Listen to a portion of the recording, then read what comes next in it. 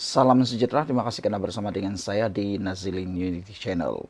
Selepas kekalahan Rafizi Ramli dalam pemilihan PKR, akhirnya ini keputusan terkini yang akan berlaku kepada Rafizi. Menurut laporan ini, PKR akan bermusyawarat membincangkan peranan untuk Rafizi. Sudah semestinya PKR kena bertindak segera. Anwar Ibrahim selaku Presiden bersama timbalan Presiden yang baru serta semua MPP yang baru, mereka perlu bergerak segera. Mereka perlu menggerakkan langkah segera bagi menambat hati Rafizi dan menambat tim Rafizi sekali lagi. Tidak boleh dinafikan, Rafizi merupakan panglima perang PKR yang boleh kata paling legend lah di dalam PKR. Oleh sebab itu, tindakan segera perlu diambil. Bagi beberapa penganalisis politik dan pengulas politik, mereka mencadangkan jawatan yang paling penting sekali untuk Rafizi, paling sesuai sekali untuk Rafizi, ialah jawatan penasihat PKR. Kalau tak silap saya, jawatan penasihat PKR sekarang disandang oleh isteri kepada Perdana Menteri Malaysia, iaitu Wan Aziza. Wan Aziza adalah penasihat kepada PKR. Jadi tiada salahnya jika Anwar Ibrahim ataupun PKR memberikan jawatan penasihat tersebut kepada Rafizi.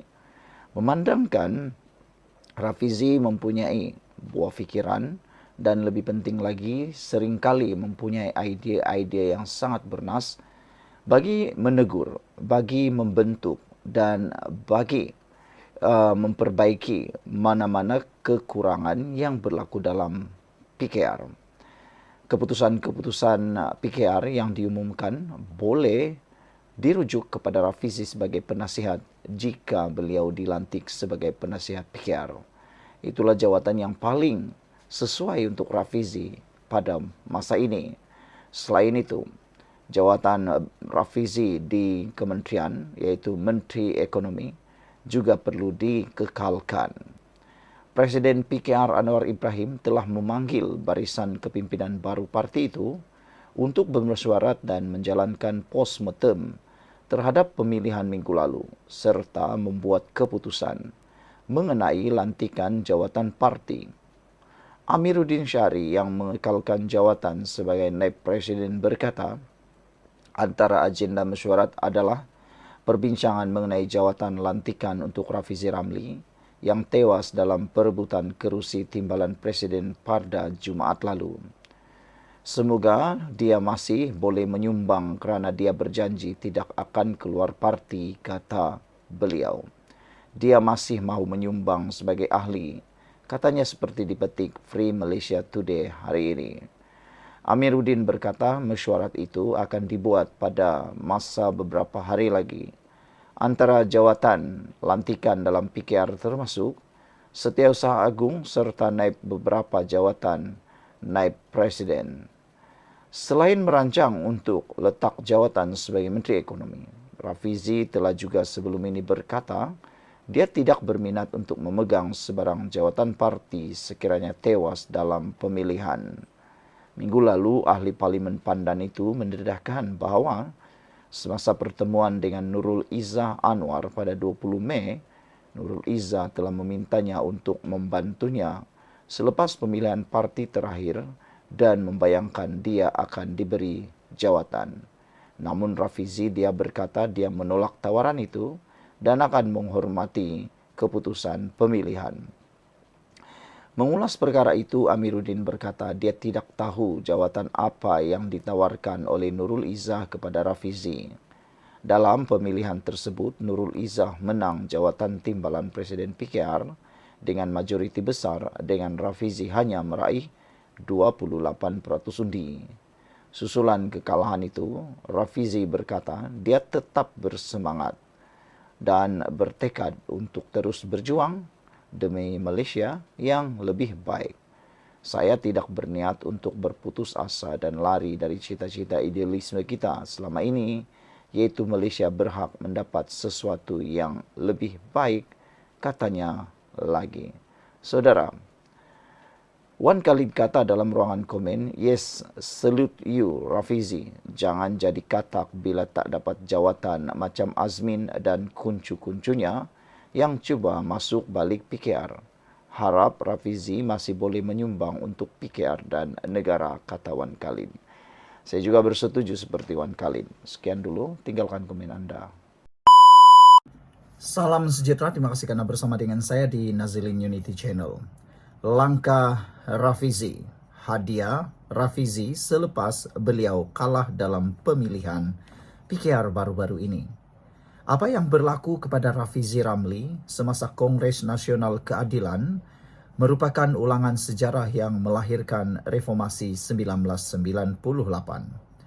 Ternyata, mereka yang tidak mengambil ibrah atau dihukum kembali umpama kata George Santayana, "Those who cannot remember the past are committed to repeat it," kata beliau.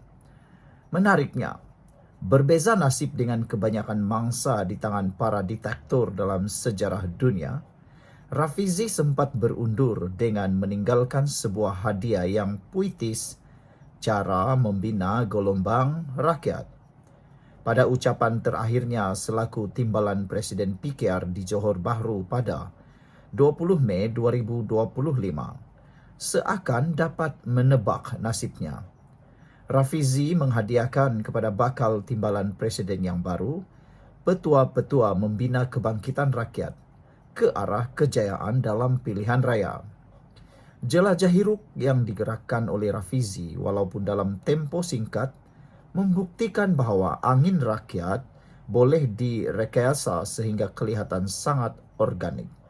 Pendekatan Rafizi ini tidak diragui merupakan sebuah uji kaji yang telah pun berjaya. Bagi Rafizi, gelombang rakyat berpunca daripada dorongan emosi dan tindakan simbolik demi mencapai perubahan politik. Rafizi benar selari dengan buku The Crowd, A Study of the Popular Mind of Gustav Le Bon apabila menyatakan bahawa perubahan bukan digerakkan oleh otak tetapi oleh emosi. Selain emosi, hal terpenting lain ialah suasana yang memihak. Dalam jelajahnya, Rafizi memberi naratif bahawa PKR kini diuji dengan kuasa. Imajinasi yang dibinanya ini sangat menangkap kerana sejarah politik tanah air sering merakamkan pelbagai kecurigaan tak kala terbuai dengan kekuasaan. Walau bagaimanapun, naratif yang imajinatif sahaja takkan berguna sekiranya tidak dikarang dengan sebaiknya. Skrip yang digunakan oleh Rafizi lengkap dengan himbauan cerita-cerita sebelum ini, khususnya membangkitkan kezaliman Mahathir terhadap Anwar sejak tahun 1998. Bahkan ketika ramai yang meminta dirinya pasrah terhadap segala kecurangan dalam pemilihan PKR, beliau cerdas membangkitkan pertanyaan, apakah Anwar juga pasrah tak kala Mahathir menzaliminya pada tahun 1998. Manusia seperti Rafizi sama seperti Anwar pada tahun 1998 adalah no nonsense. Alang-alang menyeluk pekasam biar sampai ke pangkalangan. Kini, episod Anwar berulang kepada Rafizi. Puncanya sama sekali tidak dapat menerima amalan memunggah kekayaan ketika berkuasa. Sungguh pun begitu, naratif dan skrip yang sekemas manapun, sekalipun sekiranya tidak dipersembahkan dengan bergaya oleh aktor berbakat, pasti takkan menghasilkan teater politik yang memukau. Akan tetapi, Rafizi juga kebetulan adalah aktor politik yang cemerlang. Kombinasi pidatonya sejitu Mahathir dan segairah Anwar. Beliau malahan berjaya menonjolkan dirinya sebagai reformis yang lebih tulen berbanding Anwar. Keupayaan Rafizi menempatkan dirinya sebagai reformis sejati, sama ada dengan atau tanpa ujian kuasa, ini diraikan oleh khalayak sepanjang jelajahnya. Kita dapat melihat ketangkasan Rafizi mengubah pentas parti menjadi pentas negara, yang awal-awal disebutnya bahwa matlamat kempennya bukanlah jawatan timbalan presiden parti. Sambutan hangat terhadap kempen menghidupkan idealisme reformasi ini dibantu dengan kepintaran Rafizi memanfaatkan segala media yang ada. Kerana itu, terdapat jurang yang ketara antara penerimaan khalayak terhadap damai berbanding hiruk, khususnya dalam media sosial.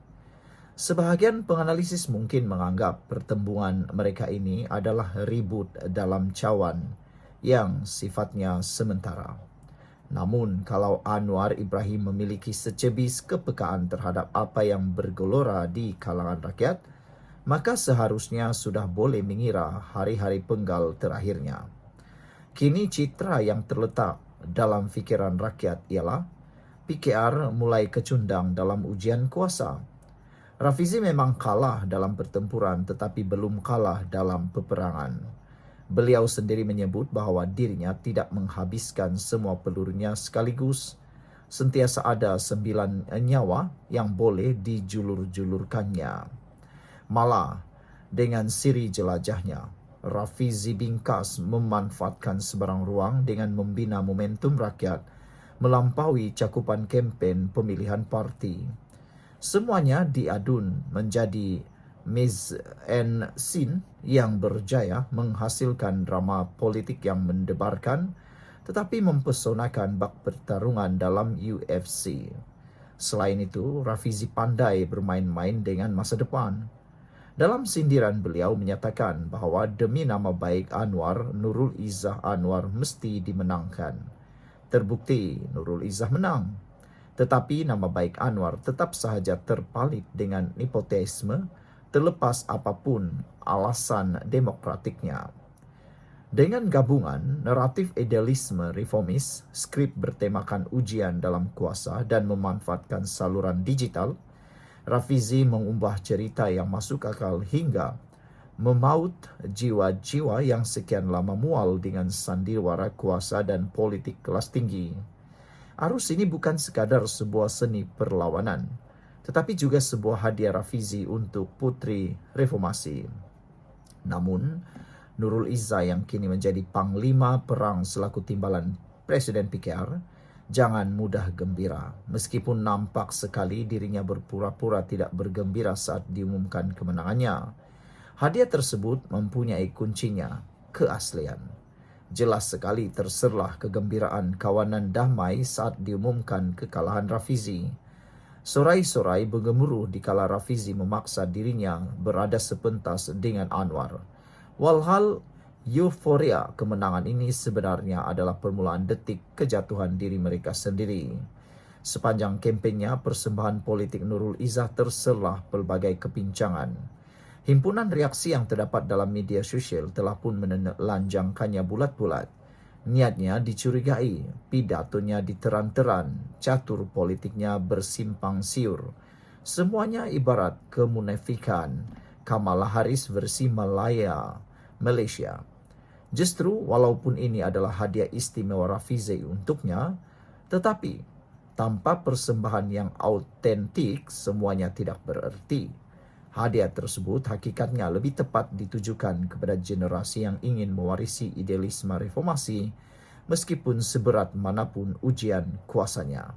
Ringkasnya, Anwar memang menyalakan obor reformasi, namun nikmat kuasa memadamkannya. Tanpa hadiah bermakna ini, kita mungkin masih lagi mengira bahawa jiwa reformasi takkan selama-lamanya berpisah daripada raga asalnya. Ditulis oleh Afiq Fitri, merupakan anggota Diskopi, sebuah perkumpulan perbincangan yang berpengkalan di Universiti Kebangsaan Malaysia UKM. Tulisan ini tidak semestinya mencerminkan pendirian admin Nazilling Unity dan Malaysia Kini. Sekian dulu untuk kali ini, jangan lupa tinggalkan komen Anda. Salam sejahtera, terima kasih kerana bersama dengan saya di Nazilling Unity Channel. Ini pengumuman peletakan jawatan berkait dengan peletakan jawatan Rafizi Ramli sebagai Menteri Ekonomi.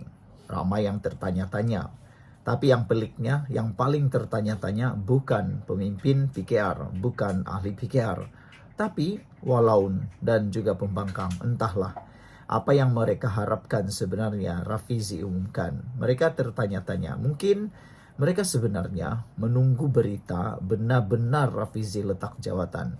Bila Rafizi letak jawatan, mereka akan tunggang. Kononnya kerajaan sekarang bergaduh. Kononnya sekarang kerajaan tidak stabil lagi. Disitulah mereka akan mula pancing sini sana. Dan sebenarnya dapat kelihatan bahwa ada niat pembangkang untuk memancing Rafizi menyertai payung besar mereka. Ada pemimpin-pemimpin tertentu yang sudah pun menyatakan kononnya Rafizi sesuai untuk payung besar. Siapa payung besar? Mungkin yang dimaksudkan ialah Perikatan Nasional. Malangnya, malam ini diumumkan secara sah bahwa tiada maklumat berkaitan kedudukan Rafizi dalam kabinet. Itu dinyatakan oleh Fahmi Fadzil yang menyatakan bahwa beliau berkata tumpuan kini tertumpu pada sidang kemuncak ASEAN yang sedang berlangsung. Maknanya, ada yang lebih penting daripada isu peletakan jawatan Rafizi Ramli. Maknanya, lebih penting Rafizi Ramli menjalankan tugas berbanding dengan peletakan jawatannya. Dan inilah yang dinantikan, disukai oleh rakyat Malaysia. Tidak mementingkan perkara remeh, tetapi mementingkan urusan yang sepatutnya dilaksanakan. Anwar Ibrahim sibuk berkaitan dengan sidang kemuncak ASEAN berbanding dengan permintaan dan keluhan dan songeh daripada pihak pembangkang menuntut Rafizi Ramli letak jawatan. Entahlah siapa mereka pula untuk menuntut Rafizi Ramli letak jawatan. Padahal Anwar Ibrahim pun tak tuntut. Pemimpin-pemimpin dalam PKR pun tak tuntut janji ataupun kesediaan Rafizi untuk letak jawatan itu. Yang menuntut Walaun dan pembangkang. Ketua Penerangan PKR Fahmi Fadzil berkata, tiada sebarang maklumat berhubung kedudukan Rafizi Ramli dalam kabinet setakat ini. Susulan keputusan pemilihan menyaksikannya tewas jawatan timbalan presiden. Ditanya media berkaitan perkara itu dalam satu acara, Fahmi berkata tumpuan kini pada sidang kemuncak ASEAN ke-46 yang sedang berlangsung. Sidang kemuncak ini belum tamat lagi. Hari ini baru hari kedua, katanya. Saya tiada maklumat lanjut pada ketika ini. Jadi kita perlu tunggu, katanya, ditanya mengenai langkah seterusnya oleh Rafizi. Rafizi yang juga Menteri Ekonomi hadir pada hari kedua sidang kemuncak ASEAN ke-46 dan mesyuarat berkaitan hari ini yang menarik perhatian ramai. Kehadirannya menarik perhatian. Susulan spekulasi mengenai masa depannya dalam Jemaah Menteri selepas tewas pemilihan jawatan timbalan Presiden PKR Jumaat lalu. Pada 10 Mei lalu, ahli Parlimen Pandan itu berkata beliau sedia meletak jawatan dalam kabinet jika gagal mempertahankan kedudukan dimenangi pada pemilihan 2022. Rafizi yang mendapat 3,866 undi tewas kepada Nurul Izzah Anwar yang memperoleh 9,803 undi. FMT telah menghubungi Setiausaha Akhbar Rafizi untuk mendapatkan komen. Pada pendapat saya secara pribadi, Rafizi tidak perlu letak jawatan. Buat apa lagi nak letak jawatan? Jawatan itu bukan untuk dijual beli. Jawatan itu adalah amanah yang perlu dipegang oleh Rafizi. Dan pada pandangan saya, Rafizi masih relevan, masih layak memegang jawatan tersebut. Takkanlah nak lantik orang lain pula kan? Siapakah yang mungkin anda fikir boleh menggantikan Rafizi sebagai Menteri Ekonomi kalau Rafizi letak jawatan? Nurul Izzah pun tak boleh kerana beliau bukan ahli parlimen. Nurul Izzah tak boleh gantikan Rafizi. Dia perlu dilantik dahulu jadi senator, barulah dia boleh menggantikan Rafizi kalau benar itu berlaku. Sekian dulu, kita jumpa lagi. Salam sejahtera, terima kasih kerana bersama dengan saya di Nazilin Unity Channel. Habislah Muhyiddin dan habislah Perikatan Nasional, kata netizen selepas keputusan berkait dengan pendirian GRS dan Pakatan Harapan dalam PRN Sabah. Ini kalau benar-benar berlaku, boleh kata sah Sabah milik gabungan PH, GRS, dan BN. Bagaimana itu boleh berlaku? Anda fikirlah sendiri. Oke, PRN Sabah, GRS mahu bekerja sama dengan PH dipertahankan. Sebenarnya, apabila GRS dan Pakatan Harapan mempertahankan kerjasamanya, ini memberi satu impak besar kepada gerakan kemenangan ataupun gerakan gelombang di Sabah. Apabila kerajaan negeri GRS bekerja sama dengan Pakatan Harapan pimpinan Anwar Ibrahim.